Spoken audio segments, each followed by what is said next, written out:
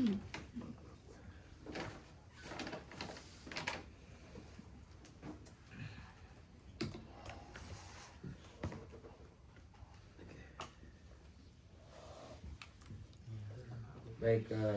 bismillahirrahmanirrahim. Assalamualaikum warahmatullahi wabarakatuh. Alhamdulillah kita bisa silaturahmi lagi ya. Sekarang kita fokus penajaman tesis dan disertasi. Seperti kita sudah sepakati, kita akan berikan waktu untuk presentasi dan kita diskusikan sama-sama.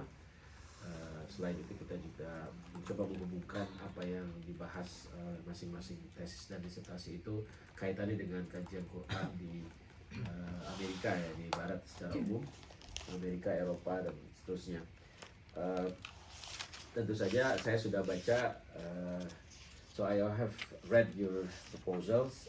Most of the proposals are already shaped, sudah cukup tajam ya, sudah mengikuti kaidah-kaidah ilmiah yang biasa kita jadikan standar di Amerika, di Department for the Study of Religion. Perbedaan antara the difference between the study of the Quran and tafsir in most majority Muslim countries and in minority Muslim country like US and Europe are not really the difference is not really like a right and wrong or black and white. So you do also have some rich fertilization. Yeah, rich fertilization is the West and the East and already shape each other. You know, like they create hybrid cultures of intellectual cultures of the study of the Quran and Hadith and Tafsir. In other words, you don't really have like distinction Barat dan Timur. Yeah. So I always emphasize that we don't have to talk about West and East as two distinct things. Because in the West you have Islam in the West, you have Muslim traditions in the West, and in fact Islamic traditions have shaped Western civilization. Yeah. So in other words, Muslim tradisi Muslim dari sejak abad pertengahan, classical until abad pertengahan, medieval until late modern time, had shaped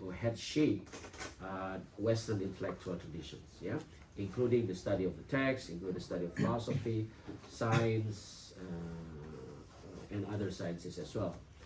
Jadi nggak usah bicara lagi soal itu Barat, itu Timur, ya. So because we already have influences and also traveling ideas. Traveling ideas artinya ide-ide itu sudah sudah jauh sekali ya. Jadi tidak ada ide itu hanya muncul kemudian berkembang di satu tempat. Dia akan travel, ya, travel ideas. Jadi gagasan-gagasan itu sudah bukan hanya manusia yang travel, bukan hanya seekers of knowledge, bukan hanya talibul ilm, bukan hanya orang-orang yang mencari ilmu, tapi ilmu sendiri juga melalui transfer ya, travel ya, bepergian juga ya, dari tempat satu ke tempat yang lain, dari tempat sampai seperti dari Timur Tengah ke Asia Tenggara, ke Indonesia, itu kan luar biasa ya. Jadi traveling ideas dari Mesir, dari Iran, dari South Asia, dari Pakistan, India dan seterusnya, dari China, sudah sampai ke Indonesia sudah sejak lama ya. Jadi begitu juga ya, banyak informasi dari Indonesia sudah travel ke Amerika dan seterusnya. Jadi East and West itu hanya sekedar geografi, ya, hanya sekedar tempat, tapi sebetulnya ide itu sudah bisa diakses, sudah travel and can be accessible everywhere and anywhere. Itu poin yang pertama. That's not point number one. We have to stop making like this is right, this is wrong, this is West and East, because you already have influences from different origins. Itu number one, okay? That's why the Quranic studies and tafsir in America is also a good example of how the tradition of Islam from what we call as the Middle East. Again, the term Middle East, Timur Tengah, itu juga adalah colonial Western construction ya. Jadi East itu, Middle East ya, itu sebetulnya colonial construction, konstruksi penjajahan sebetulnya. ya. Tidak ada itu orang di Timur Tengah sejak maksudnya yang kita sebut sebagai Timur Tengah itu menganggap dia sebagai Timur Tengah sejak lama. Oh, kita adalah orang Timur Tengah, nggak ada itu. Itu adalah buatan Amerika, khususnya Inggris, Amerika, dan khususnya kemudian East-nya itu dari perspektif Amerika. Tapi dari perspektif Eropa sebetulnya itu bukan timur itu. Jadi sebenarnya itu perlu dilihat sekali. Jadi untuk nama Middle East sekarang kita gunakan saja, tapi ingat bahwa nama itu juga adalah modern construction. Al Jazeera Al Arabiyah itu mungkin ya, atau mungkin hanya Yemen or Saudi atau mungkin Iran, mereka menyebut sebagai itu ya, bukan sebagai East, bukan sebagai Timur. Seperti juga orang Barat sebenarnya nggak menyebut mereka sebagai we are Western. Sebenarnya nggak juga, mereka nggak menyebut mereka sebagai orang Barat. Jadi kata Barat sama Timur itu adalah construction yang dibuat oleh jurnalis, oleh oleh political leaders, oleh geopolitical powers. Jadi tidak semua orang setuju atau menggunakan kalimat Timur dan Barat. Itu poin pertama. Before we talk about Quranic studies and tafsir in America, okay? That is why Quranic studies and tafsir yang ada dari Mesir, dari Maroko, dari mana-mana itu sudah juga berkembang di sini. Apalagi sourcesnya Arabic books, tafsir. Anda bisa termasuk dalam bahasa Persia dan sebagainya bisa diakses di Amerika dimanapun sebenarnya, ya, di kampus-kampus besar di Amerika itu Anda bisa akses ya libraries in different languages including from what we call as Middle East. Jadi artinya aksesnya sudah bisa dimanapun didapat. Sebagaimana juga buku-buku karangan orang-orang Amerika, orang Eropa Anda bisa akses di Indonesia atau di Al Azhar atau di Saudi. Kemarin saya ke Saudi misalnya, saya datang ke kampus pustakaannya ya sama saja dengan pustakaan di sini juga gitu. Artinya buku itu baik itu Arabik maupun English sebetulnya sudah banyak yang kita dapatkan dimanapun. Itu poin yang kedua. So libraries and access to sources you can find anywhere in the world. Apalagi because of the internet. Ya, because of the internet you can access any source from anywhere, ya. Okay, that's point number 2. Nah, karena itu before we give the time to our presenters today, saya hanya ingin sedekah nanti nggak harus selesai hari ini, tapi nanti sesuai dengan every week I will explain about some of this. So ini adalah sebuah interdisciplinary. Jadi kajian Quran, kajian tafsir itu kajian interdisciplinary. Jadi interdisciplinary field. Jadi bukan lagi kalau dulu mana Al-Qur'an ya, ulumul Quran, atau mungkin kita itu mungkin kita anggap sebagai salah satu disiplin ya, ulumul Quran gitu ya. Tapi sekarang perkembangannya ulumul Quran itu bukan sekedar ulumul Quran, tapi sudah ada ilmu lain ya, ilmu bahasa, ilmu kalau memang kaitan dengan masyarakat, kajian tentang masyarakat ya sosiologi. Kalau kajian dengan hati dan seterusnya ya psikologi. Kalau kalian ada unsur politik, power, kekuasaan, itu mungkin political science. Kalau misalnya berkaitan dengan komunitas tertentu bisa antropologi, etnografi nanti kajiannya. Kalau bahasa juga seperti itu, atau seni, atau teknologi, media, apa saja ya. Atau mungkin teologi ya, atau dalam kajian yang sifatnya seperti nanti kita bahas soal ketuhanan misalnya ya, soal wahyu misalnya, atau soal gender, itu kan juga berarti kan ilmu. Mana ada dulu kita belajar tafsir ada perspektif gender misalnya. Baru belakangan ya, itu masuk ke dalam kurikulum untuk khususnya untuk Ma'had Ali ya, IAIN, UIN atau PT IKI dan seterusnya. Itu kan belakangan juga itu. Jadi ada perkembangan. Maksud saya adalah sekarang sudah interdisciplinary, sudah ilmu yang saling antar disiplin. Nah ini menurut saya perlu terus kita kuat sehingga nanti scholarship Anda itu, soal kita itu lebih kuat ya. Kalau kita sebut sebagai yang tradisional dengan yang modern, sebetulnya juga itu kategori juga itu. Saya itu hanya ingin menunjukkan tradisional dengan modern itu lebih kepada mungkin itu lebih dulu ya. Tradisional mungkin lebih dulu, kemudian modern yang lebih belakangan ya. Tapi itu bukan berarti secara intrinsik lebih benar, lebih kuat, lebih hebat dan seterusnya. Ya, yang disebut modern bukan berarti lebih benar, lebih kuat, lebih hebat, lebih ini, enggak. Jadi jangan menganggap yang tradisional itu lebih rendah, ya. Itu poin yang kedua. Jadi lebih kepada mana yang kira-kira efektif menjelaskan fenomena yang kita teliti. So which one explain better the phenomenon that we are trying to analyze. Jadi kajian yang kita sebut sebagai tradisional dengan kajian yang kita sebut modern itu bukan berarti bertentangan, lebih kepada saling tadi saya sebut rich fertilization, saling menyuburkan. Jadi saling menyuburkan, rich yang kaya, jadi saling menyuburkan. Jadi ilmu pengetahuan kita atau orang lihat sebagai modern atau lebih baru itu menyuburkan kajian tradisional, yang kajian tradisional pun menyuburkan kajian modern. Jadi nggak bisa misalnya kajian feminisme, kajian gender itu berdiri sendiri. Itu juga nggak akan subur, itu akan mati itu. Kalau misalnya yang tradisional, yang lama, yang kita sebut lebih dulu ya, saya nggak menganggap lebih, itu tidak memberikan seednya, tidak memberikan benihnya supaya kajian gender dan feminisme dan seterusnya itu juga bisa berkembang dan tumbuh subur. Jadi saling menyuburkan, rich fertilization, cross fertilization itu juga bisa dikatakan saling, ya, cross fertilization. Jadi antara ilmu itu saling menyuburkan. Oke. Termasuk nanti ada ilmu yang disebut dengan irfan ya, kasyaf ya, ilmu-ilmu yang tidak secara rasional yang dianggap sebagai akli dengan yang kasfi misalnya. Nah, itu juga nanti yang bersifat intuitif, yang bersifat rasional dengan bersifat empirik, ya, itu semuanya saling memperkuat, saling menyuburkan. Jadi ada pendekatan-pendekatan yang mungkin lebih mendekatkan pada teks, lebih pada akal, rasional, ada lebih pada empiris, ya, empiris, atau juga yang intuitif, ya, kasfi, spiritual, ya, itu juga nanti saling membuat. Nanti kita lihat nanti dalam beberapa proposal Anda tuh ada yang saya lihat mencoba untuk mencari hubungan atau kombinasi yang baik.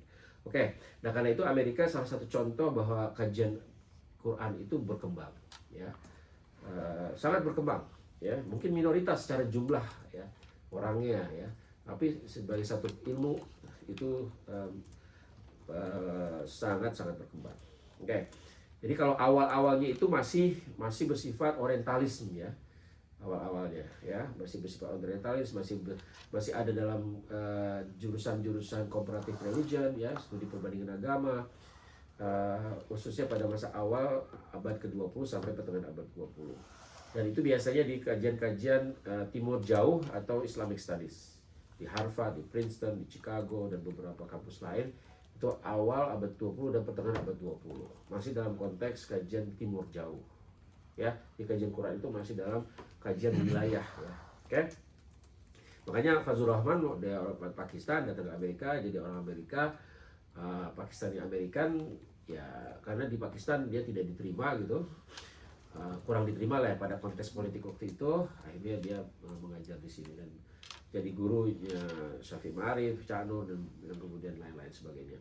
Tapi poinnya adalah banyak orang dari Pakistan, dari Timur Tengah, yang kita sebut Timur Tengah itu datang ke Amerika, kemudian mereka menyuburkan kajian Quran di sini, ya, menyuburkan kajian Quran di sini. Tanpa mereka mungkin kajian Quran masih orientalis gitu, masih hanya orang Barat saja, orang putih saja, ya. Tapi dengan kehadiran banyak dari tokoh-tokoh dari Timur Tengah juga, baik yang Palestinian, Egyptian, Pakistani, Indonesian belakangan ya, itu juga menyuburkan kajian Islamic Studies dan Quran Studies di Amerika. Nah itu yang ingin saya sekedar gambaran ya buat Anda semua, karena Anda di kenapa kok short course di Amerika gitu, Quran kenapa enggak aja di sana. Itu kita harus bisa menjelaskan itu ke siapapun ya. Jadi bukan lagi waktunya untuk mempertentangkan ya, tapi lebih kepada bagaimana saling menyuburkan, saling cross fertilization. Dan Quran tetap kayak ocean itu kan ya, kayak seperti ini, qul law kana al-bahru midadan li kalimati rabbi lanafidal bahru qabla an tanfada kalimatu rabbi walau ji'na bimithlihi madada. Al-Kahfi kan 109. Nah, jadi ayat ini menurut saya justru sebagai dalil kokoh ya untuk menunjukkan bahwa nggak habis-habis gitu. mau ngaji Quran, mau kayak dari sisi apapun masih ada lagi itu yang bisa dicari ya, masih ada lagi yang nggak habis-habis. Itu untuk memotivasi kita semua bahwa kajian ini seperti layaknya ya ink yang nggak akan selesai, nggak akan habis-habis ya, seperti samudra. Ya kalau bicara soal kalimat Rabbi, meskipun nanti diskusi apa ini sebetulnya kalimat Rabbi itu kan ada perdebatannya ya. Pada prinsip ini analogi yang menurut saya sangat baik sekali untuk menjelaskan kajian Quran itu tanpa akhir. Tidak ada final, there is no final say. Tidak ada final say, tidak ada fatwa akhir bahwa kajian ini tentang ini sudah selesai. Apapun topiknya, apapun perspektifnya, apapun objek studinya, itu pasti ada yang bisa Anda lihat lagi dari perspektif yang lebih segar, lebih baru, lebih dan seterusnya ya, lebih berkembang, sehingga ilmu pengetahuan berkembang. Ya, ilmu pengetahuan itu berkembang kan karena terus rasa ingin tahu kita yang nggak selesai-selesai. Ya, constant search of knowledge ya, dan juga constant sense of curiosity. Jadi terus-menerus dawam rasa ingin tahu kita. Ya, sense of curiosity kita dawam. Jadi terus ya, jadi tanpa henti. Makanya saya senang sekali perkembangan program kita ini selalu ada sesuatu yang baru ya. Oke, itu ya sekedar pengantar saja. Tapi nanti secara khusus saya akan jelaskan apa saja teori-teori dan konsep-konsep, pendekatan-pendekatan ilmu pengetahuan yang bisa memperkaya dan diperkaya oleh kajian Anda. Jadi memperkaya kajian, dan kajian Anda juga bisa memperkaya ya perspektif yang sudah ada. Jadi harus berpikir begitu. Meskipun Anda S2 ataupun S3 ya, Anda harus punya confidence bahwa kajian Anda itu bisa memberikan sesuatu kepada disiplin ilmu tertentu. Jadi bukan hanya saya hanya ingin menggunakan, I just want to use this theory. Jangan berpikir begitu. Itu Anda sebagai user nanti, ya sebagai pengguna, ya. Tapi harus sebagai producer, prosumer. Ya, jadi bukan hanya konsumen, bukan hanya sebagai konsumen kalau bahasa Indonesianya ya, bukan hanya sebagai konsumen tapi producer. Bukan hanya, ya kalau distributor banyak lah itu. Iya, distributor betul juga itu. Tapi tidak hanya distributor, ya lumayan juga sih gajinya distributor. Tapi lebih baik producer, dia pasti lebih banyak gitu.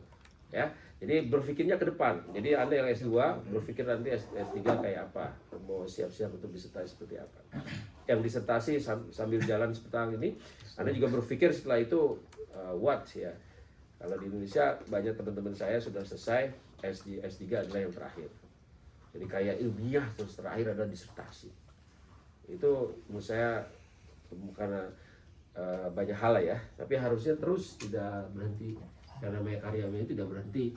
Profesor pun bukan berarti berhenti. Udah profesor, udah promosi profesor, udah guru besar, udah selamat dan sukses di mana-mana gitu. Setelah itu nggak ada lagi karyanya. Nah, itu harusnya nggak begitu. Di Amerika nggak begitu.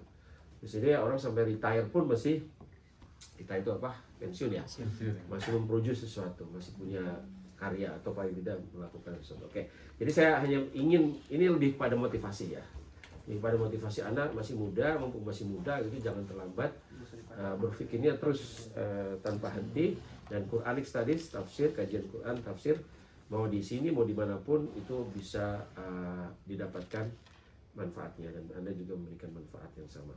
Oke, ini sekedar pengantar saja. It is just an introduction, ya, remark. So we have more time for 2 topics, and then I will also engage the topics according to what I read, and then we go from there. Oke, baik, ini dulu ya. Kalau memang nanti perlu slide-nya, bisa saya share nanti slide-nya. Quranic Studies in Amerika ya, tafsir in Amerika. Sekedar pengenalan saja. Jadi buku-buku yang terkait dengan kajian Quran di Amerika. Oke, saya cukupkan untuk sementara ya dari saya, just to give you some sense, because we want to hear the presentations, very interesting presentations. Oke, saya cukupkan dulu, nanti saya share lagi.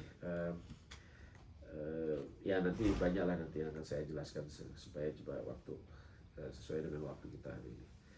Oke, saya selesaikan. Bisa pindah ke Ada. Oke, jadi saya share slide saya. Oke, Fadil dulu ya atau Nur Fiata dulu? Terserah, mana saya nggak ada sebenarnya. Karena sudah pasang ya. Ya. Silakan, saya berikan waktu kesempatan untuk menjelaskan, kemudian nanti kita dengarkan dan kita diskusikan sama-sama. Oke, siap ya semua? Oh ya, ini ada sebentar sebelum dimulai.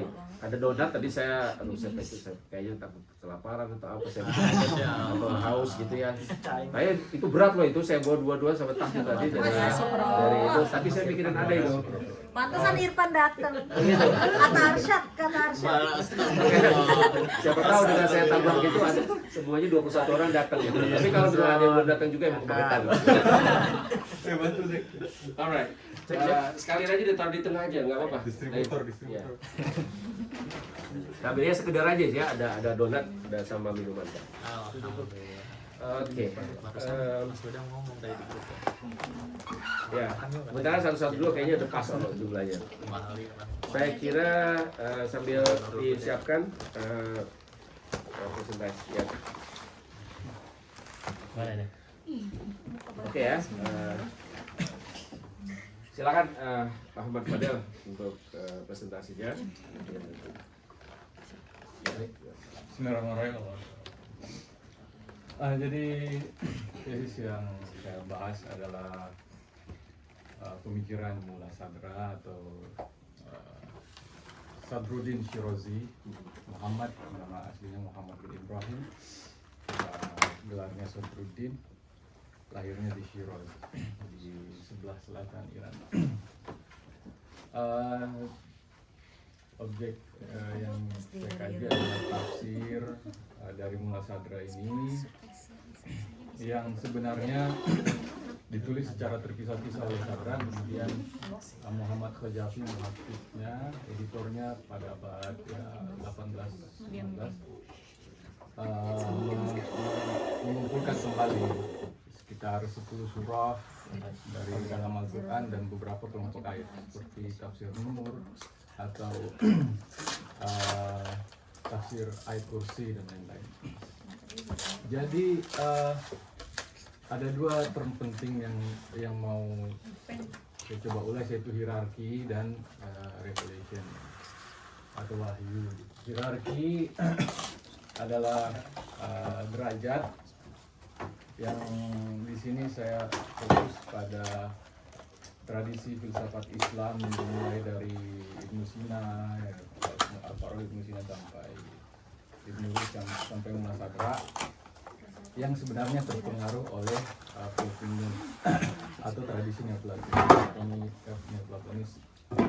Dalam bukunya Ennead dia membuat derajat-derajat realitas lah gitu.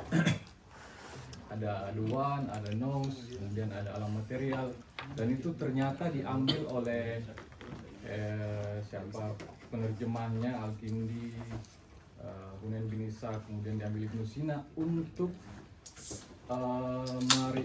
menjustifikasi kemungkinan Nabi menerima wahyu, divine revelation. Tadi disebutkan Fazlur Rahman, sebenarnya Fazlur Rahman itu salah satu pengkaji Mullah Sadra.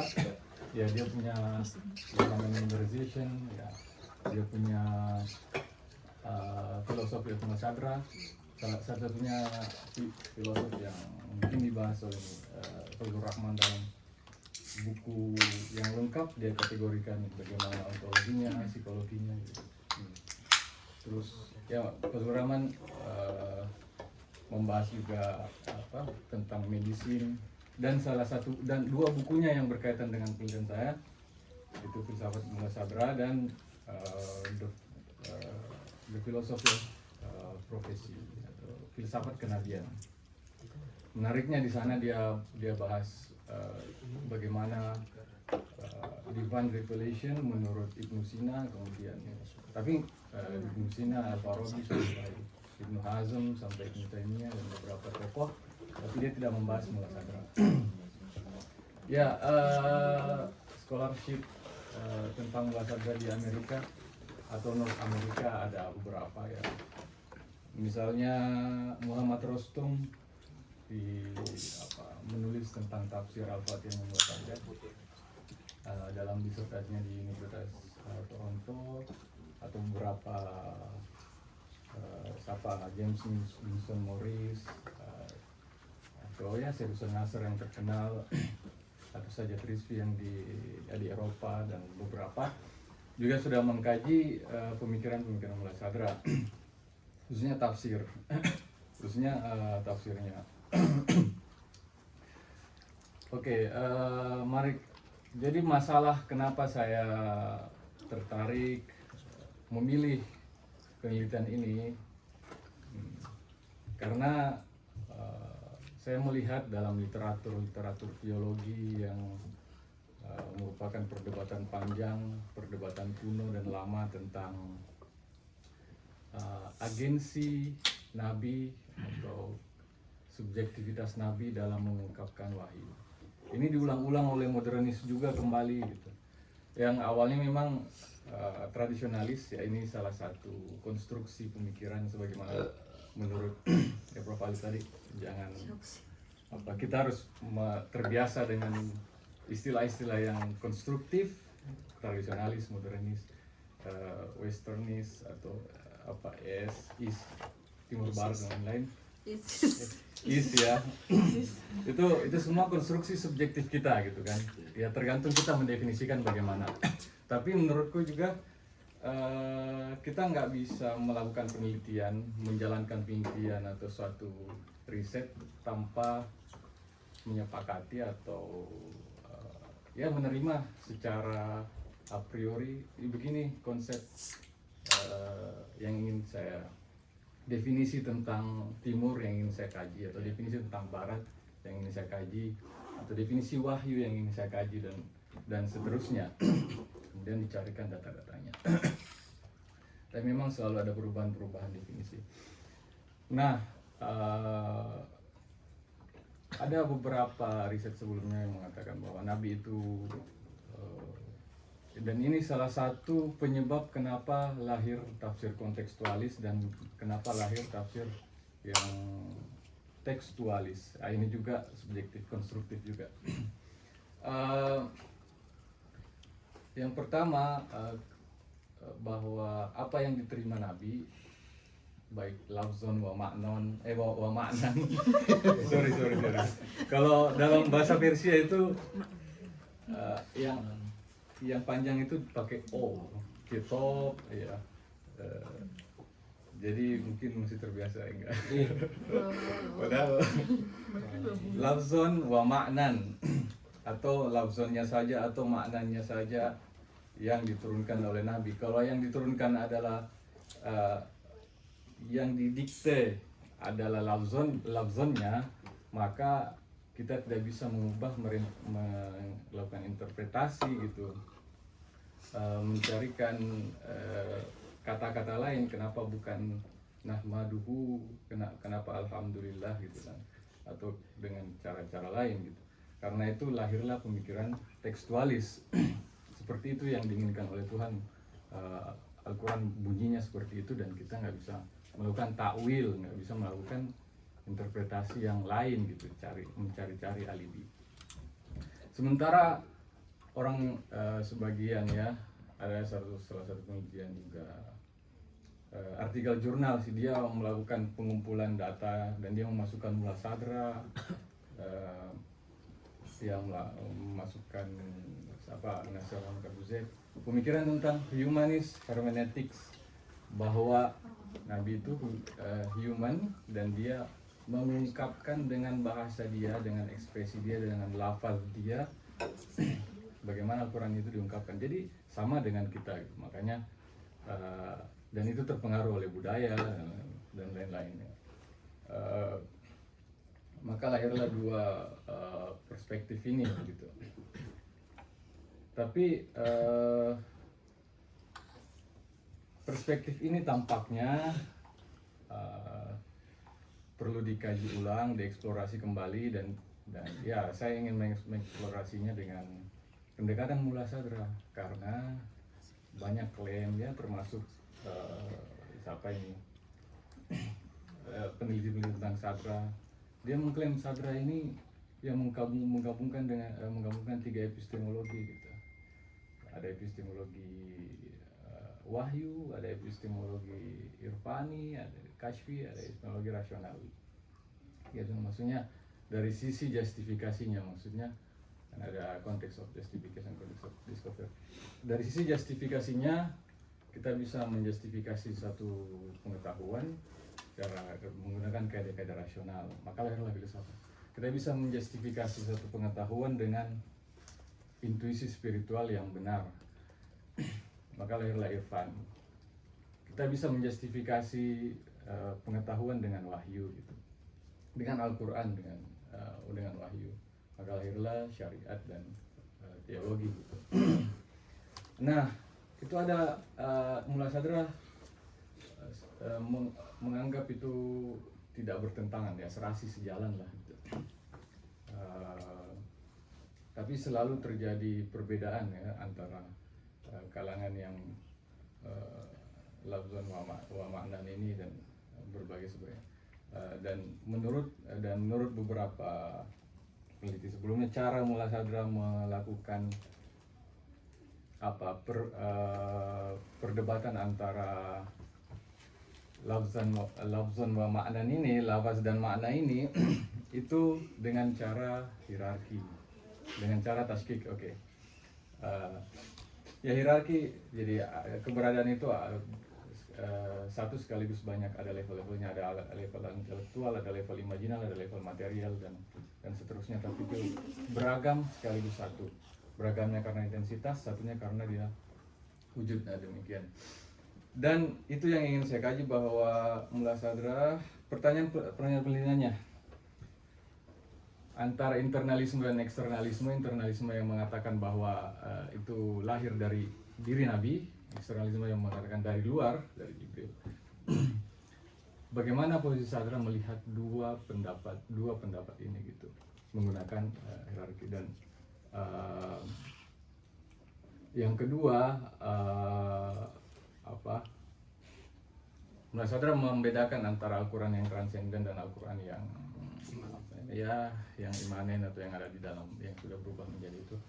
Ya, saya dan ya sebelumnya kayak misalnya Syaf Ahmed dalam tulisannya What is Islam itu, dia juga buat hierarki sebenarnya, wahyu yang prateks, wahyu yang teks, dan wahyu yang konteks. Saya ingin mendiskusikan pemikiran Mullasadra yang sebenarnya sudah lama, abad 17, tapi tidak menjadi perhatian, punya relevansi dengan apa yang disampaikan oleh Syaf Ahmed dalam What is Islam itu. Ya, kemudian yang terakhir, tentang apa yang selalu kita dengar, bahwa Al-Quran itu memiliki zohir dan batin, zahran wa batnan, bukan punggung dan perut ya, tapi lahiriah, yang tampak dan yang tidak tampak. Dan apa argumentasi Sadra ketika melakukan tafsir esoteris, takwil terhadap Quran, itu dimungkinkan, maksudnya bisa diterima, valid gitu. Dan ini ada hubungannya dengan worldview dia melihat realitas yang bertingkat-tingkat. Ya itu, jadi tiga pendekatan ini, internalisme dan eksternalisme, kidam dan hudus. Apakah Al-Quran itu merujuk pada referen atau mempunyai mana esoteris atau tidak, yang akan menjadi fokus saya, yang akan saya cari di dalam tiga sumber data ini, yaitu tafsir Al-Qurannya Mullasadra, yang di Al-Asfarnya, dan Mafatih itu. Ya, saya cari kosakata yang berhubungan dengan itu, pakai idrak atau his dan lain-lain. Kemudian mencari premis yang dia pakai, bagaimana dia berargumen, asumsi apa yang dia pakai. Kemudian mencari posisinya untuk menjawab research question yang tadi. Seperti itu mungkin yang tesis saya yang akan saya jalankan, kemudian yang akan saya jalankan. Dan tesis saya disusun oleh 5 bab. Yang pertama dari diskusi teologis tentang 3 konsep tadi sebelum Sadra, kemudian bagaimana pemikiran Sadra secara umum dan memaparkan data-data yang saya temukan dalam teks-teks dia tentunya. Dan keempat, menempatkan data-data tersebut dalam 3 framework tadi, yaitu agensi kenabian, hukum-hukum temporal apa dia kudus dan kidam, dan kemungkinan penafsiran esoteris. Seperti itu ya. Bagaimana kontribusi tafsir ini terhadap disiplin tafsir? Ya, sebenarnya pertama dari studi tentang filsafat Safawiyah abad 17,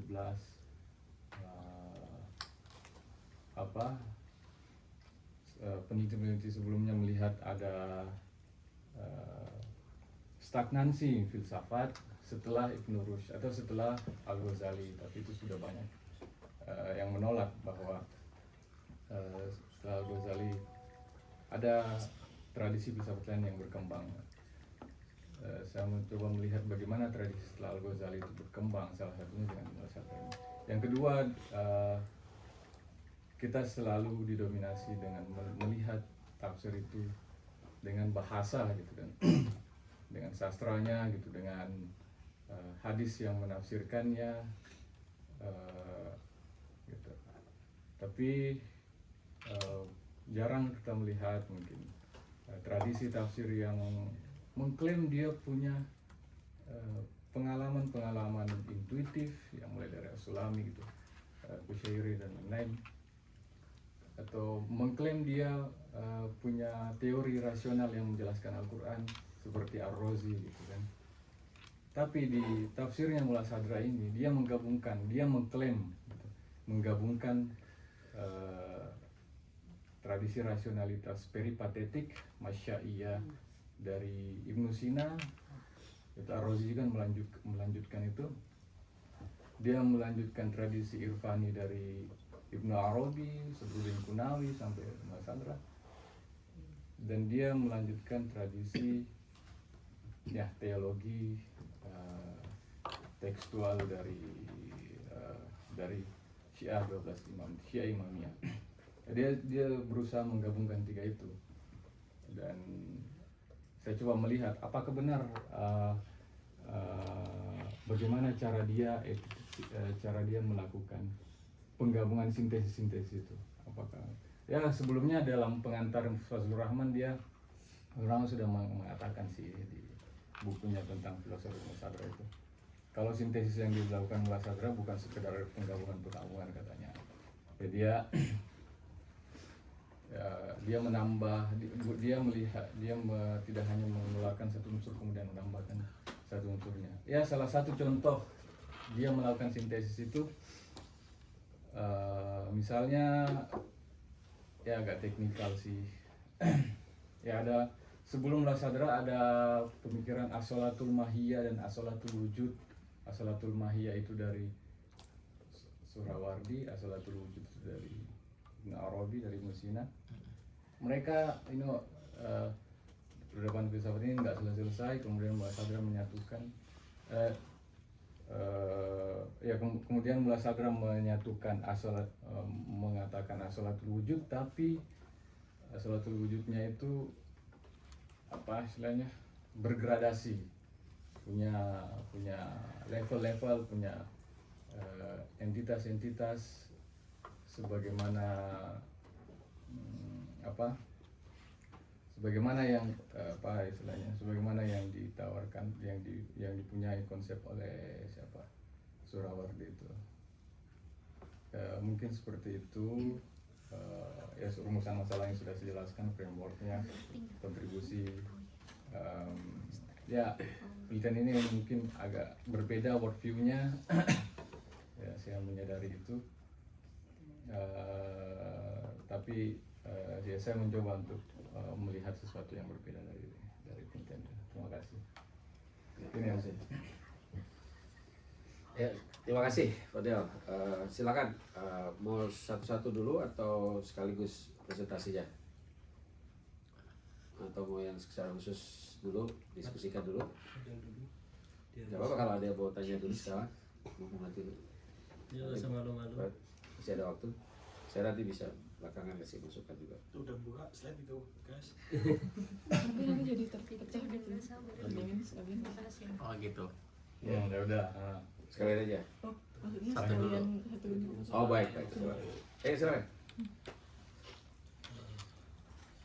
I have 4 questions. Oke. Masya Allah. The first one is why there's Ar-Razi in the primary resource. Kenapa ada nama Ar-Razi? There's Ar-Razi's name in primary resource. I think the primary resource is only for Sadra. Oke.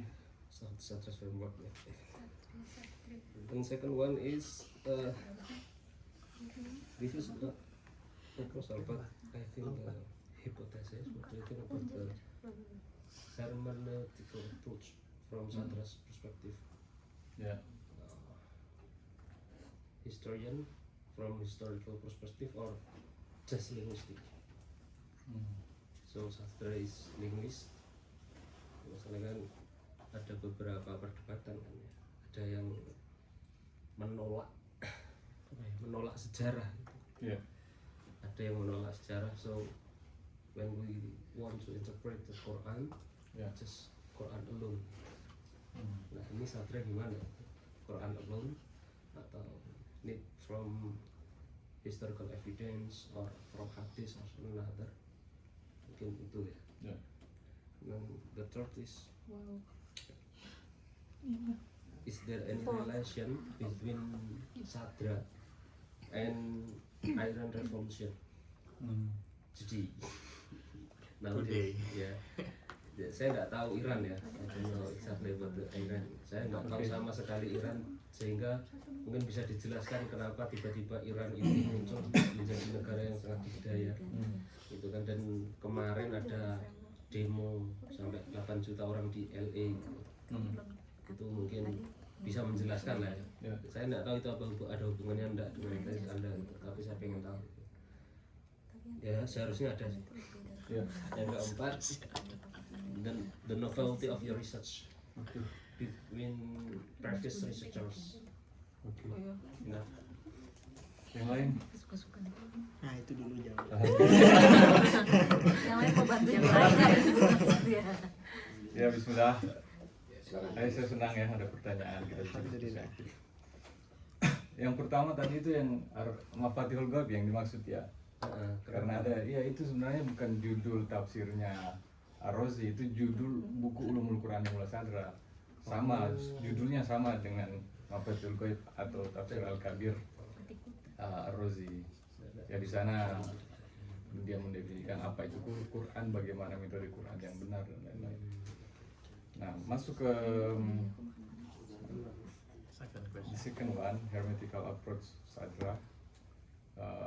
Dia mengkritik habis-habisan itu pendekatan tafsir yang hanya yang mengandalkan ilmu-ilmu rosmiyah, mengandalkan ilmu-ilmu tekstual, linguistik gitu kan. Dia tidak mencapai hakikat Al-Quran gitu ya, katanya. Dan yang terpenting adalah memahami Quran adalah tazkiyatun nafsnya gitu. Dan syarat memahami Al-Quran adalah kesucian hati, jiwa gitu. Jadi dia sangat kalau dari sisi kan manhaj tafsir, ada apa sumber tafsir yang dimiliki Sadra dalam tafsir Al-Quran Karim gitu. Ya dalam buku Manhajut Tafsir ya Safa Ali Rizal Isfahani misalnya kan ada berapa itu sumber-sumber tafsir gitu kan.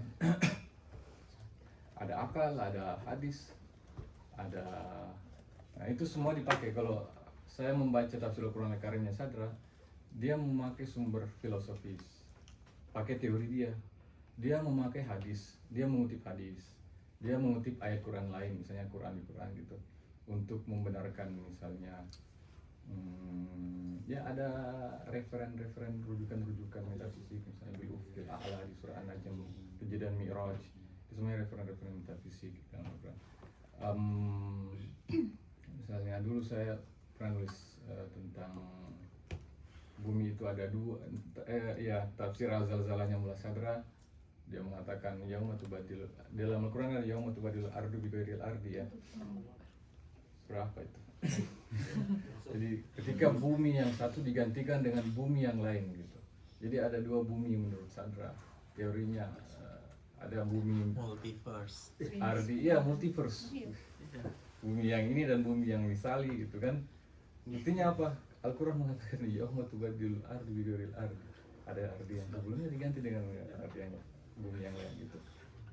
Ada varian. Segitiga, Ada yang dia bisa bilang dia punya segitiga hermetikal approach dari sisi rasional atau filosofis dengan kaidah-kaidah logika gitu kan. Kaidah-kaidah meskipun tidak bisa dipungkiri Sadra ini terpengaruh oleh konsep-konsep Platonik. Arketip itu dalam bahasa filsafat kita sebut, filsafat yang saya sebut alam misal, ada yang menyebutkan ayan sabita gitu. Ya dia masukkan itu ke dalam konsep filosofisnya. Kemudian dia gunakan sumber teks, dia gunakan teks-teks Al-Quran yang lain, ayat yang lain dan hadis. Dan dia gunakan, ya dia 10 tahun katanya dalam sejarahnya dia di Kahak, beberapa kilometer dari kota Qum, Iran, 10 tahun bertapa gitu, bukan bertapa ya, tahannus atau apa gitu, karena kecewa dengan kalangan ulama saat itu yang mengkritik dia, yang mempelajari filsafat. Di bumi. Iya, jadi di kalangan Syiah yang lain yang tidak setuju dengan dia karena terlalu mempelajari filsafat. Sadra gagal untuk menjadi bumi. Kumi. Gurunya dari kum kan. Iya. ya setelah dia bertahanus dia tulislah Al-Asfar itu 9 jilid, kumpulan prinsip filsafatnya, ya semacam asyifanya Ibnu Sina gitu. Asyifanya Ibnu Sina bukan ini, asyifanya Ibnu Sina kan ya itu apa itu wujud dan lain-lain sebagainya. Terus yang ketiga, relasi Sadra dan Iran. Ada satu buku muridnya Henry Corbin, salah satu filosofer Iran, filosofer dari Prancis yang mengkaji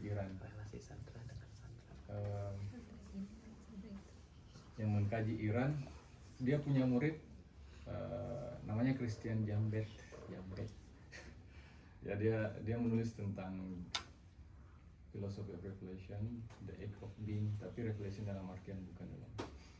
Nah, salah satu alasan dia kenapa Mullah Sadra masih penting untuk dalam bahasa Perancis diterjemahkan ke bahasa Inggris untuk dikaji, karena dalam revolusi Iran,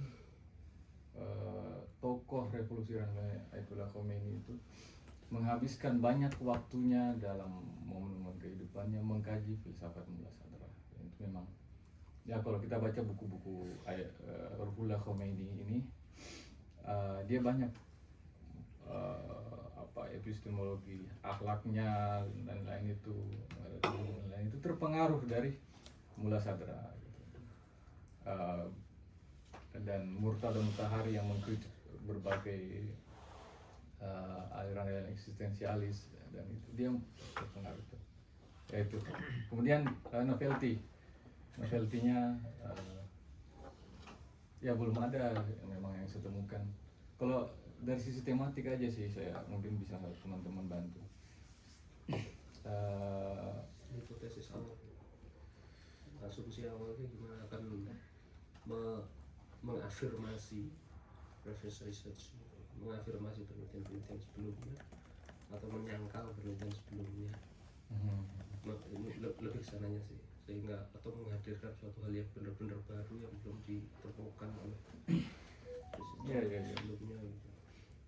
Ya sebenarnya researcher sebelumnya mengkaji Sadra yang saya sebutkan tadi itu tematik juga kayak Muhammad Rustom itu dia kaji membatasi tafsir Al-Fatihahnya, terus dia kaji secara struktural, ada psikologinya, ada ontologinya gitu, ada eskatologinya gitu.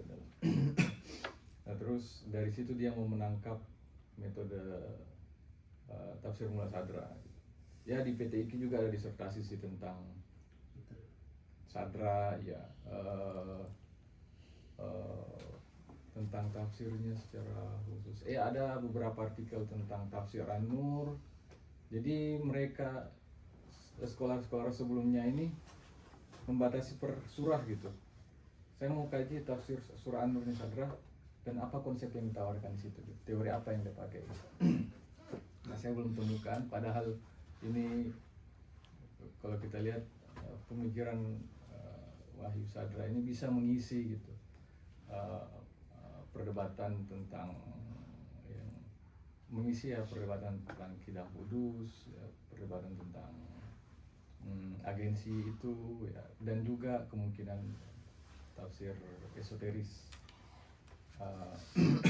ya kemungkinan tafsir esoteris. Mungkin seperti itu. Terima kasih. Baik sekali. Silakan. Mungkin ada satu lagi sebelum kita pindah ke supaya cukup waktunya. Sambil minum gak apa-apa, silakan. Suaranya gak apa-apa. Sambil nunggu yang ya. Saya kasih ide. Tapi nanti bisa secara khusus juga sih, karena banyak juga yang bisa memperkuat ya. Saya lebih hanya memperkuat saja. Tadi sudah pertanyaannya baik sekali dan sudah dijawab sebagai yang pertama tadi mengenai hipotesis ya, semacam tesis awal lah, argumen awal Anda itu mungkin bisa jadi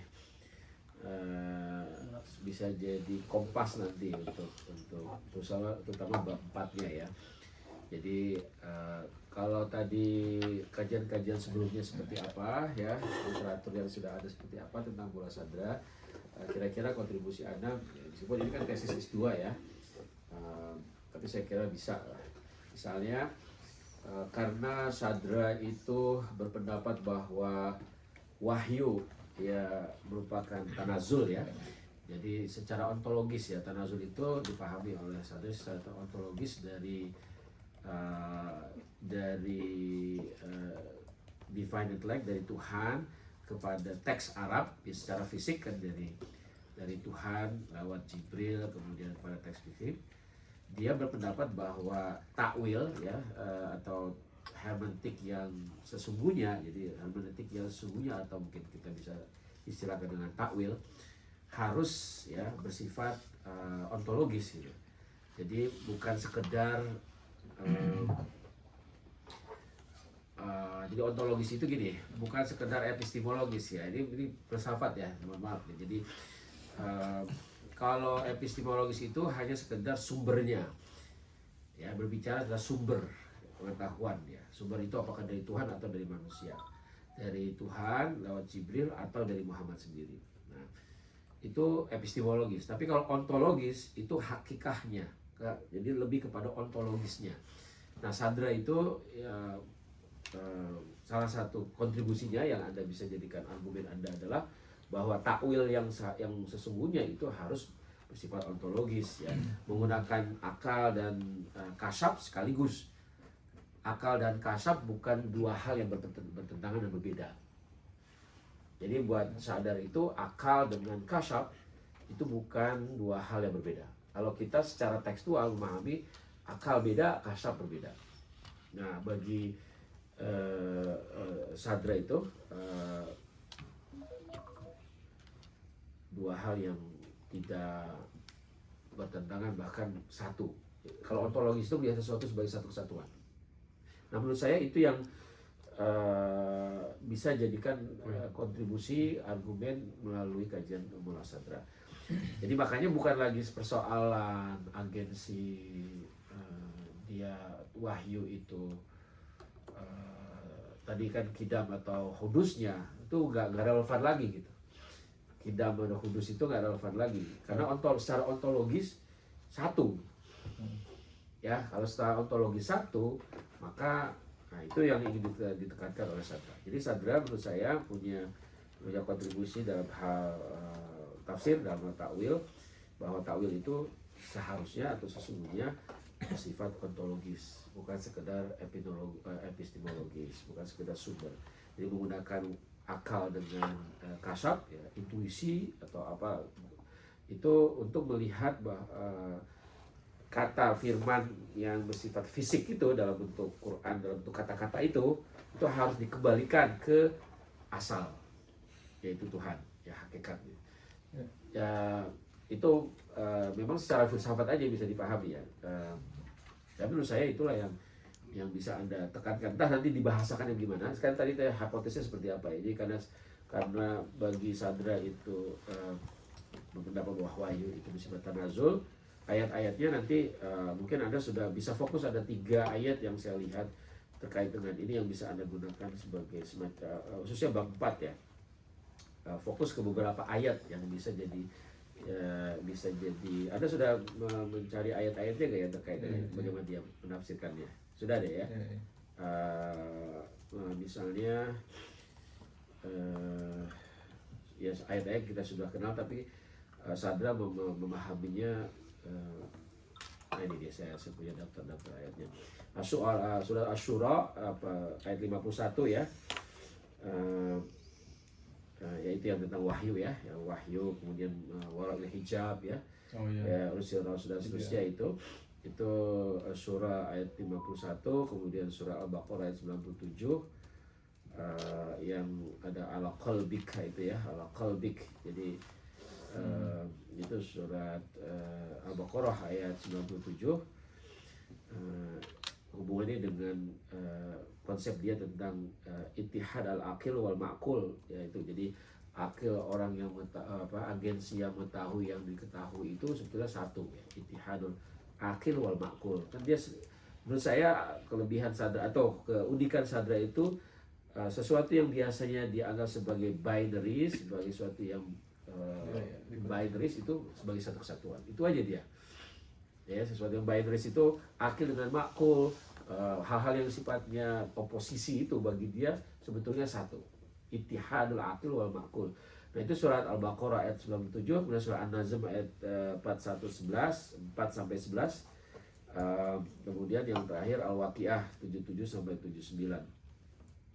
Itu Anda bisa saya kira ada kayaknya Anda sudah sebut itu. Kalau belum itu ayat-ayat yang bisa Anda fokuskan untuk bab 4 ya, untuk kaitannya dengan argumen yang saya sebutkan. Ya ini sekedar masukan yang pasti Anda lebih tahu khususnya sumber-sumber aslinya ya, sumber asli dari kajian ini. Intinya itu ya, masukan sedikit dari saya dari segi argumen atau hipotesis, kemudian dari ayat-ayat yang bisa Anda diskusikan dan bahas ya untuk memperkuat argumen itu. Itu yang saya bisa sampaikan. Tapi ada beberapa hal spesifik lain yang nanti bisa, misalnya apa aja isinya untuk bab 4 itu saya tertarik untuk melihat isinya bab, karena di situ inti dari tesis Anda gitu 1, 2, 3 itu semacam pengantar. Jadi saya sudah bilang pola dari tesis atau disertasi di PKUMI atau di UIN, YIN dan lain sebagainya itu rata-rata hanya satu bab gitu yang membahas secara dalam. Idealnya sih bukan hanya satu bab ya idealnya. Tapi ya gimana lagi, saya juga nggak bisa berubah itu guideline-nya. Jadi yang namanya hipotesis, argumen itu harusnya dibahas mulai paling tidak bab 2 lah. Bab 2, bab 3, bab 4 gitu. Jadi sebuah 75% atau bahkan 85% itu ya isinya itu menjawab pertanyaan penelitian tadi.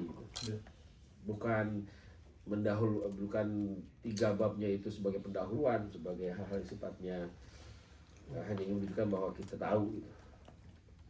Ya hanya ingin menunjukkan bahwa bab 2, bab 3 kan ada pembahasan-pembahasan yang sifatnya pengantar awal gitu, bukan langsung menjawab pertanyaan penelitian. Kalau di sini, kalau di Amerika bab 2 itu sudah mengarah pada jawaban permasalahan penelitian. Nah, kalau ini kan hanya bab 4 saja. Tapi gimana lagi? Kecuali kalau bab 4-nya lebih panjang gitu, bab 2, bab 3-nya hanya sekedar. Tapi ya itu sudahlah. Itu jadi artinya thin jadinya. Tipis gitu. Kalau bab 4 paling berapa halaman? Sebenarnya bisa sih 100 bisa. Bab 4-nya. Iya. Wow. Bisa. Tapi kan nanti dibatasi kan? Tapi panduan. Bomba itu berapa persen ya? Berapa persen ya tadi? 30 dari 150. Ya, Berarti itu kecil sekali. 45. ya. Tapi saya terus terang saya nggak begitu paham itu kenapa gitu. Itu minimumnya 45. Ya, oke lah. Maksud saya adalah 46 lah. tesis itu idealnya sejak awal sudah membahas pertanyaan penelitian. Apalagi disertasi juga. Jadi bukan sekedar kita tahu bab 2 ini sekedar menjelaskan biografinya segala macam, terus bagaimana dia ada, atau kemudian ada pembahasan tentang yang sifatnya umum. Itu banyak di buku-buku yang sudah ada itu. Itu hanya cuma ngutip-ngutip aja itu jadinya. Jadi mulai berpikirnya baru bab 4. Maksudnya serius berpikirnya gitu. Serius untuk menjawab pertanyaan penelitian. Tesis itu bahasa lainnya adalah tesis. Tesis itu adalah tesis. Klaim. Bahwa kita punya klaim, bahwa kita punya pandangan, dan itu punya kita gitu. It's your thesis. It is your thesis as a person. Hah? Tidak boleh ada footnote. Bukan. Maksud saya adalah di situ sudah masuk bagaimana Anda menjawab pertanyaan itu. Jadi yang membuat pertanyaan penelitian kan Anda. Ya, Anda buat di pendahuluan bab 1 itu kan pendahuluan segala macam lah itu ya. Nah, di situ sudah kemudian bab 2 ya itu sudah menjawab. Jadi kalau misalnya pertanyaannya bagaimana, misalnya dimulai dari bagaimana ya bab 2 itu sudah menjawab. Kalau misalnya ada 3 jawaban, berarti bab 2 itu A, jawaban A-nya, terus yang bab 3-nya yang B, bab 4-nya yang C. Baru kesimpulan. Begitu. Kalau bagaimana? Kalau pertanyaannya why, mengapa? Sama. Berarti kalau mengapa, kita punya berapa biasa jawaban kalau mengapa? Katakanlah 3 alasan ya. Ya bab 2-nya itu harus sudah jawaban pertama, alasan pertama. Bab 2. Alasan ketiga bab 3. Alasan keempat bab 4. Ya pokoknya kalau bisa 3 ya. Itu. Jadi langsung ke pertanyaan penelitian baru kesimpulan. Jadi lebih. Tapi sudahlah, ini saya hanya masukkan saja ya. Masukkan saja ke sistem, bukan hanya PKUMI, itu secara umum ya. Jadi kecenderungannya banyaknya di depan gitu. Tapi di inti dari tesisnya sedikit. Itu kritik internal kita aja, sesama kita aja. Oke? Tapi Anda mulailah berpikir ya, bagaimana itu supaya nggak tahu lah saya juga bagaimana dari mulainya.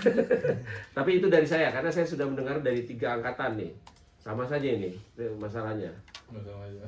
Masalahnya sama itu. Jadi baru bab terakhir sebelum kesimpulan baru itu disertasinya, tesisnya. Jadi permasalahan itu di awal, terus kita jalan-jalan dulu kemana-mana gitu, mana-mana dulu, baru nanti cari. Jadi lama jadinya. Padahal tesis itu, disertasi itu nggak usah banyak-banyak sebetulnya. Prinsipnya nggak usah banyak-banyak. 100 halaman sudah cukup sebenarnya. Ya, 100 halaman, 150, 200. Sini nggak ada batasan. Mau 75 halaman, tapi memang tesis adalah jawaban. Jadi kita punya sederhana sebenarnya tesis itu. Ada masalah, kita jawab masalah itu. Jadi bukan ada masalah, kita cari-cari dulu masalah-masalah banyak. Masalahnya ini dulu latar belakangnya, kebanyakan latar belakangnya. Baru kemudian jawabannya itu terakhir. Suka jalan-jalan gitu. Iya, kita suka jalan-jalan kayaknya. Tapi nggak apa, ini internal aja ya, internal secara kita sebagai refleksi. Ada juga yang sebagian jadi dosen kok. Bisa masukkan untuk kampusnya. Oke ya. Baik, karena waktunya nggak terlalu banyak, saya persilahkan ke selanjutnya ya. Mohon maaf, tapi ini sekedar kritik konstruktif aja. Saya tidak bermaksud apa-apa ya. Ini karena pengalaman saya di sini, seluruh mahasiswa saya S2 S3 itu langsung untuk ke arah menjawab pertanyaan. Lebih cepat lebih baik menjawabnya. Intinya gitu ya, lebih cepat itu maksudnya dari segi bab ya. Ini saya lagi bicara secara bab ini. Kalau untuk nulis buku beda lagi. Kalau buku mungkin untuk memperkenalkan segala macam sebelumnya, oke. Tapi untuk tesis, disertasi itu adalah penemuan kita. It's your thought, your ideas. Meskipun kita mengutip, tapi kita kan menggabungkan, sintesis, mencari hubungan antara berbagai variabel, seterusnya. Itu sudah mulai bab 2. Bukan sedang mendeskripsikan saja pada bab 3, 2, 3 baru mendeskripsikan, bab 4 baru mulai berpikir. Mencari masalah, menjawab masalah. Jadi masalahnya sudah lupa gitu, baru kemudian muncul. Gimana itu? Sebenarnya logika Kenapa? munculnya itu bab 1, 2, 3, 4, 5 katanya ada salah satu pendapat dari Imrat itu introduction, bab 2 ini atau bab 3 salah satunya metode, ada result, terus terakhirnya discussion gitu. Bab 1 itu introduction-nya lah. Ya nggak apa-apa, nggak usah terus. Bab 2? Literatur review. Literatur review ya, bab 2 literatur review biasanya setelah introduction itu. Bab 3 metode. Biasanya bab 3 selain metode muncul juga, atau bab 3 metode, terus bab 4 gabungan antara result dan discussion gitu. Result. Bab 4-nya Setelah result. bab 4 itu discussion. result, atau Yeah. ada yang memisahkan 4, 5 gitu, baru 6 kesimpulan. Jadi jurnal, artikel jurnal dalam bentuk gitu. Enggak juga, itu jurnal sains itu. Nah itu dia. Jadi jurnal sains kayaknya terpengaruh oleh dulu dikti itu orang-orang sains. Jadi bahasanya begitu. Ada result, ada itu. Kelamaan itu. Ngapain dibahas metode? Metode itu banyak sekali sudah literaturnya. Yang penting metode yang memang khusus menjawab pertanyaan Anda. Nggak usah dijuruskan metode seperti memperkenalkan metodenya. Memang metodenya itu memang straight to the point Ya. mengenai metode analisa yang digunakan, sehingga nanti prinsip-prinsipnya itu memang diperkenalkan di situ, sehingga nanti ada landasan teori, ada step by stepnya gitu. Biasanya tradisinya Iya, seperti itu. tapi saya tanya nih, bab 2, bab 3 itu akan dipakai nggak di bab 4? Itu nggak dipakai itu. Untuk memetakan cara Ya, berpikir. jadi maksud saya gini, ketika sudah bahas bab 4 itu biasanya itu tidak kemudian metode itu yang banyak disebutkan itu kemudian diaplikasikan di bab 4, dan itu ininya terlalu banyak, terlalu gendut, terlalu gemuk membahas metode, membahas latar belakang, introduction dan seterusnya. Harusnya bab 2 itu sudah mulai menjawab pertanyaan ini tadi supaya lebih dalam, intinya supaya lebih dalam. Supaya lebih dalam, karena kan masalah tesis itu adalah intinya kan kita menjawab masalah. Ya. Ya, coba Anda bisa ditanya sama anak gitu, ya, tentang sesuatu, terus Anda jelaskan dulu kemana-mana gitu, baru bertanya, kemudian jawabannya belakangan gitu, udah ngantuk nanti. Ya. Tapi udahlah, itu sekedar metodologi penulisan sistematika tesis dan disertasi yang menurut saya wasting. Itu Anda bisa tulis bab 2, bab 3 itu bisa tulis untuk yang lain, untuk buku dan lain-lain. Tapi kalau untuk menjawab pertanyaan lebih cepat lebih baik. Maksudnya lebih earlier the jadi prinsipnya the earlier the better. To answer, to treat the penyakitnya gitu. Atau masalahnya. Kan masalah kan, permasalahan kan. Iya. Jadi nggak usah di 2 itu metodenya banyak, panjang sekali, belum tentu juga digunakan juga itu nanti. Itu hanya memperkenalkan banyak gitu. Kayak Anda memperkenalkan kedokteran, ilmu kedokteran ini nih metodenya, terus baru kemudian padahal cuma perlu obat 1 gitu. Biasanya bab 2 ini untuk menegaskan penelitian kita baru gitu. Bab 3 bagaimana caranya. Di bab 1 itu cukup. Nah itu dia bab 1 repetisi jatuhnya. Ya, jadi repetisi aja. Jadi bab 1 itu sudah cukup untuk penjelasan literatur review, dan literatur review juga jangan banyak-banyak. Hanya yang terkait dengan permasalahan itu. Jadi bukan mereview semua dari tapi gitu. Tapi anyway, ini saya bicara soal bagaimana tesis dan disertasi dikerjakan di sini, di kampus ini. Dan saya bukan berarti nanti saya harus ulang lagi nih. Enggak, bukan. It's not about reconstruct what you have. This is just to food for thought ya. Pikirkan itu. sebenarnya bagaimana seharusnya kalau menulis tesis atau disertasi untuk selanjutnya. Oke, karena waktunya tidak banyak nih, mohon maaf kita harus lanjut dulu. Selanjutnya sudah disiapkan itu ya, karena waktunya nggak terlalu banyak. Silakan. Mohon maaf ya, agak panjang tadi.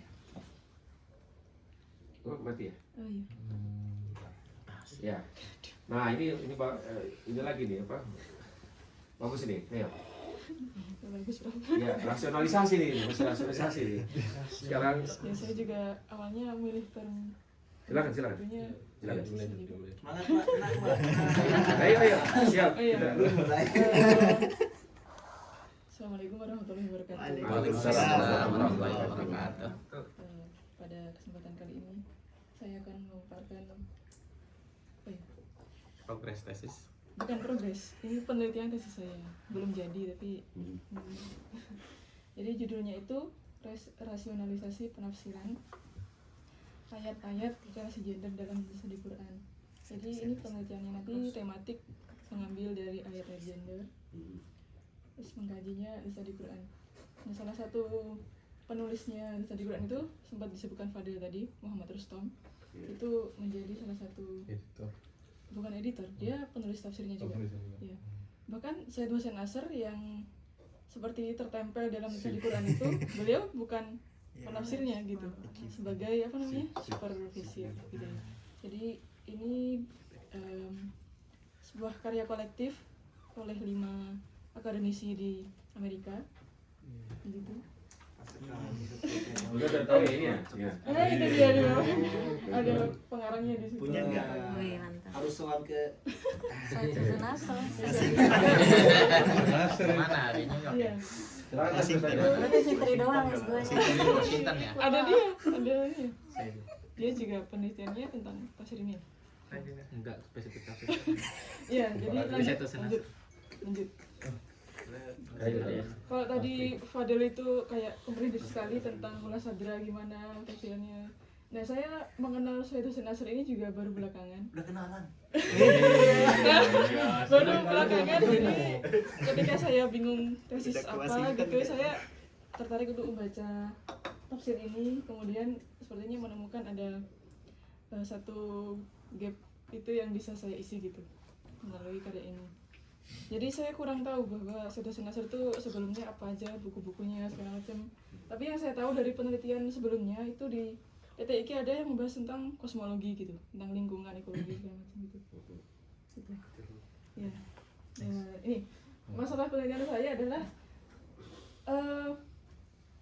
kemarin udah di-share juga Pak Masuda ya. Negosiasi otoritas tafsir klasik dalam isu gender pada studi Quran. Jadi salah satu hal yang menarik dari studi Quran ini adalah memposisikan Al-Quran itu sebagai teks yang suci wahyu gitu. Jadi untuk mendekatinya itu memerlukan satu keilmuan yang otoritatif. Jadi tidak serampangan dalam menafsirkan gitu loh. Tidak kontekstual atau segala macam. Jadi dia memilih tafsir klasik ini karena dianggap dia itu memiliki otoritas keilmuan dalam sebagai tafsir. Ya, gitu. Ya, dilema mufasir modern terhadap upaya mempertahankan rujukan tafsir klasik.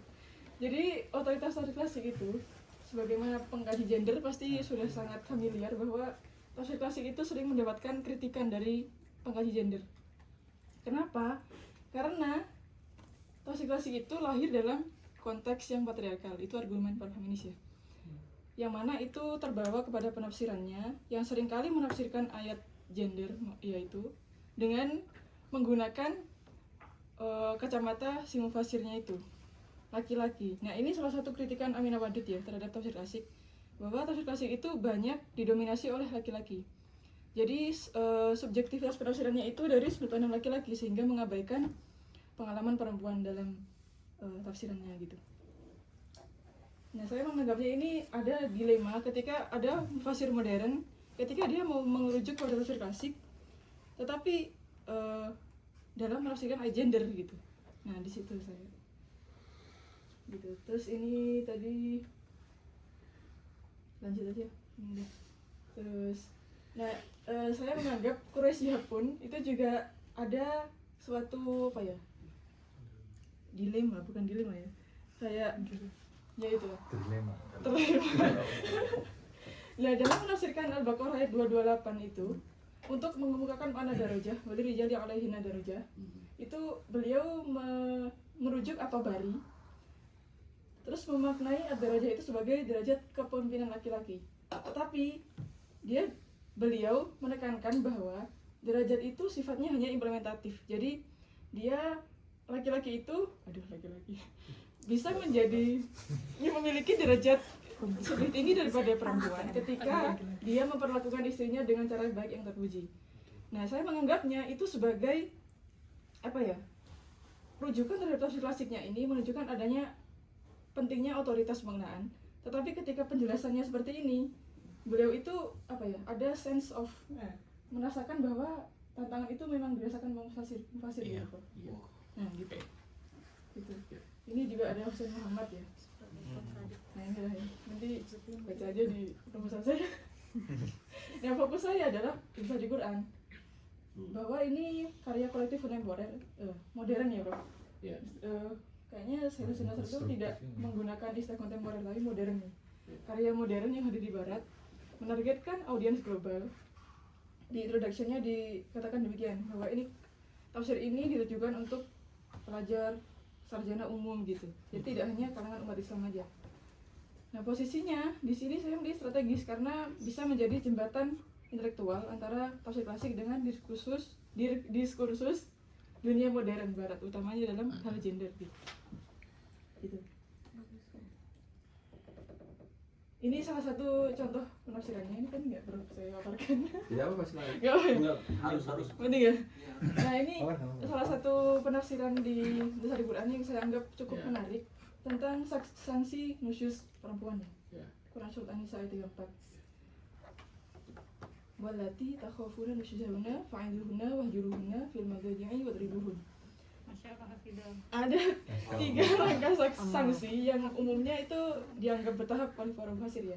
Nah, itu ada kutipan, biasanya di Quran itu ada dalam kurung, itu kutipannya. Ki berarti Al-Qurtubi, TB, Tabari, Z itu Zamakhsyari gitu. Ya itu, mayoritas ulama itu kan berpendapat bahwa menasehati, misalkan tempat tidur. Terus, nah kemudian di akhir baru memukul.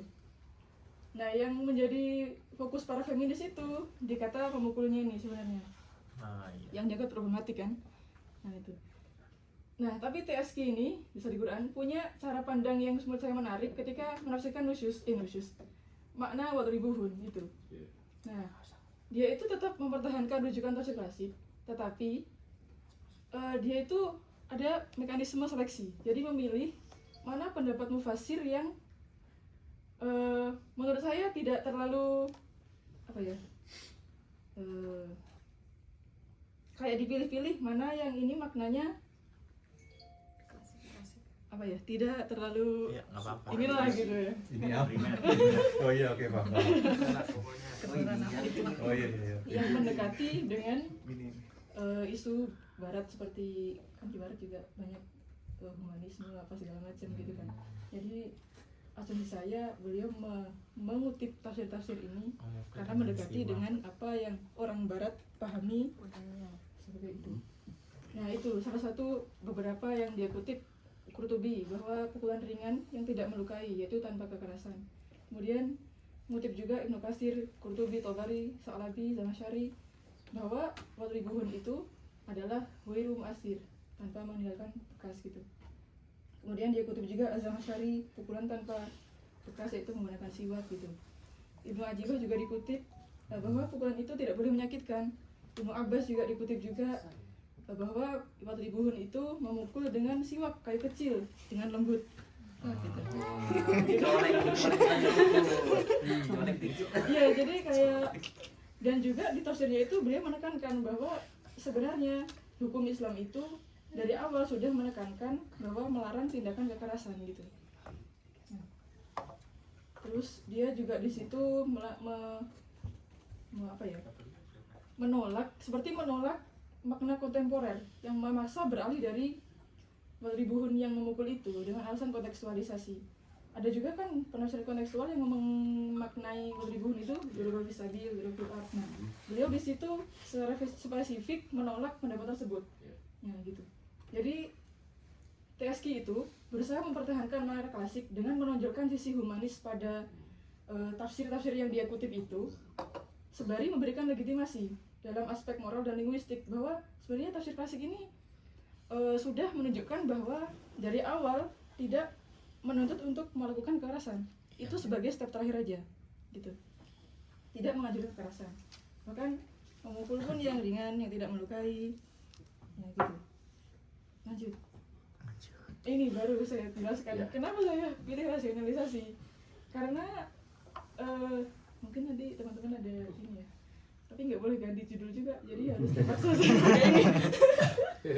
Jadi ini saya gunakan sebagai cara para mufasir ini menyeleksi tafsir klasik secara sadar dengan mempertimbangkan metode, ideologi, dan konteks zaman, bahwa tafsir klasik tidak ditolak seluruhnya sebagaimana feminis yang mengkritik tapi dia menolak seluruhnya, tapi ini menerima, tetapi dia itu seleksi, memilih-milih yang relevan dipertahankan, kemudian yang problematik dikritisi. Ada di ayat lain beliau secara tegas mengkritik penafsiran klasik juga, cuman nggak saya cantumkan di sini ya, agar sesuai dengan konteks tadi yang modern gitu. Ini rumusan masalahnya, bagaimana bentuk rasionalisasinya, kemudian apa faktor yang melatar belakangi, kemudian yang terakhir implikasinya terhadap diskursus gender kontemporer. Gitu. Masya Allah. Ini kerangka teorinya yang saya pakai dari hermeneutika akademik. Ada itu. Kira-kira seperti itu. Makasih. Ya. Bagus kan. Silakan, ada ini pertanyaan atau apa? Sayang ini waktunya nggak baik, nanti kita lanjutin di. Bagaimana strategi untuk menyelesaikan penelitian ini? Maksudnya langkah-langkahnya mau ngapain aja, ngumpulin ini atau gimana? Silakan. Langkahnya, ya yang pertama pasti saya kumpulkan ayat-ayat gendernya seperti apa, terus saya baca tafsirnya Dari studi Quran. dari studi Quran, kemudian ini sih langkah-langkahnya ada di daftar isi sebenarnya. Bentar. Saya baru dapat persetujuan revision tadi dari Bu Nurfiah. Beliau kebetulan menghubungi saya. Oh, pantesan. Jangan Bu, jangan live Bu. Oh, pantesan ibu menonton. Ya Allah. Nanti lagi kirim videonya. Ya boleh. Ya itu gimana yang di bab 4-nya itu di sini intinya Prof, membuat rasionalisasi dalam terjemahan tafsir. Yang pertama, bagaimana pola seleksi riwayat dan pendapat mufasir yang dia pilih di Quran. Terus bagaimana strategi legitimasinya, dia pakai legitimasi apa aja. Tadi seperti tadi itu adalah menekankan moral, tapi di ayat lain itu juga ada perspektif spiritual Islam sufi gitu, dia masukkan juga gitu. Ya, gitu kira-kira. Kalau gender ya semangat. Iya kalau gender. Ini buku ini kan beberapa penulisnya masih ada kan? Masih ada. Bahkan masih ada. Ya.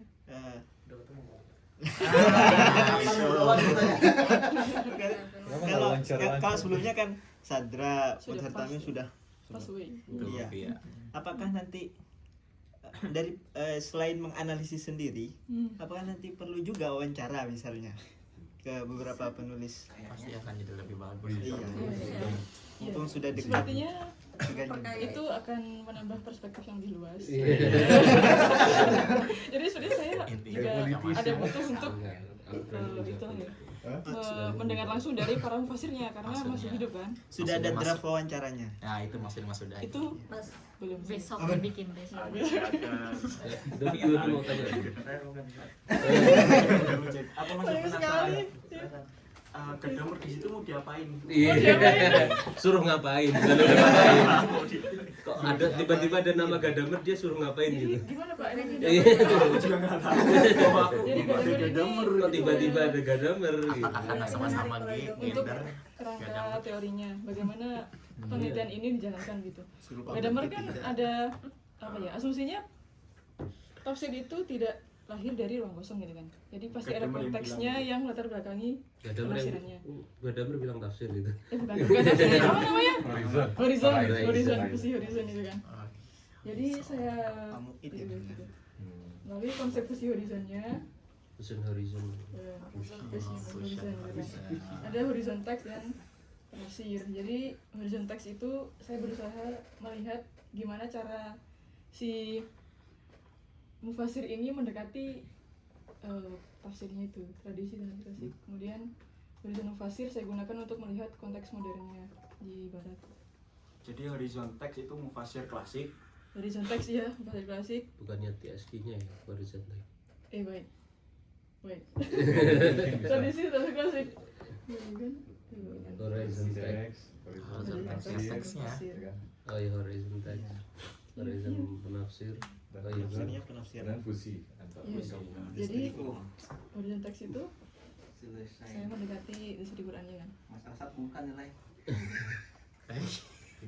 Sidang boy. Pak, kira-kira saya minta masukannya Pak. Ya itu tanya nanti ke Iya. Prof Ali bisa kan mungkin. Ya. Kalau dimasukkan Gadamer di situ kayaknya juga menurutku nggak relevan gitu ya. belum pas lah untuk di sini gitu. Dengan Makanya rasionalisasi ininya ya. belum masuk ketika horizon pembagian horizon teks sama horizon penafsirnya mungkin perlu baca Gadamer dulu Iya. untuk mengetahui itu nanti. Iya. Kemarin sempat bingung juga mau apa Metodenya pakai kerangka apa? teorinya pakai apa. Ada satu kerangka teori yang kayaknya relevan gitu tentang intertekstualitas. Maksudnya Jadi Christopher ya sih. Ini saya masih bingung juga antara dua itu gitu. Teori yang dipakai apa gitu ya. Kerangka teori untuk ini, cara kerja penelitian gitu. itu memang kerangka teori itu memang cukup. Kalau di Jogja ya, Iya. saya betul iya. Iya. Kalau saya memang Cukup, besar di iya. tradisi Jogja cukup complicated gitu. Complicatednya itu materialnya dulu yang dipermasalahkan oleh Mas Idovi itu kan material Anda apa gitu. Material Anda itu teks atau manusia gitu. Kalau teksnya itu apa? Kalau Gadamer biasanya kan materialnya berarti Al-Qur'an. Nah, kalau TSG itu dia memenuhi syarat nggak atau layak nggak dia disebut untuk kalau pakai Gadamer TSG ini layak nggak sebagai material yang dianalisa menggunakan cara berpikirnya Gadamer gitu loh maksudnya. Sehingga ada pertanyaan dari Mas Huda tadi, bagaimana kan orangnya masih hidup ya kan, Iya, benar-benar. butuh wawancara ndak gitu kan. Kalau menurut saya kan nggak butuh. Kenapa? Karena TSG ini sudah milik semesta. TSG ini milik semesta. Kalau dibantah lah itu kalau orangnya ndak terima kita menafsir TSG menjadi seperti ini, kita punya pandangan bahwasanya TSG itu kurang gender gitu kan, ya kan? Gendernya kurang gender gitu loh. Misalnya kayak gitu kan. Sehingga karena ini bicara gender tapi mufasirnya laki-laki sehingga dia tidak pernah mengalami sebagai seorang perempuan kan gitu kan. Nah, sehingga di situ kalau bahasanya kemarin ketika saya diskusi itu jawabannya ya itu sudah milik semesta. TSG itu sudah tidak lagi milik yang menulis. Karena bisa jadi orang The itu author tuh ya. the death of author kan. The death of author dalam arti saya bisa jadi lebih paham saya lebih paham Mas Fadil daripada Mas Fadil sendiri. Kenapa saya mengatakan seperti itu? Karena kalau Mas Fadil pusing dia curhatnya ke saya. Misal contohnya ya kan.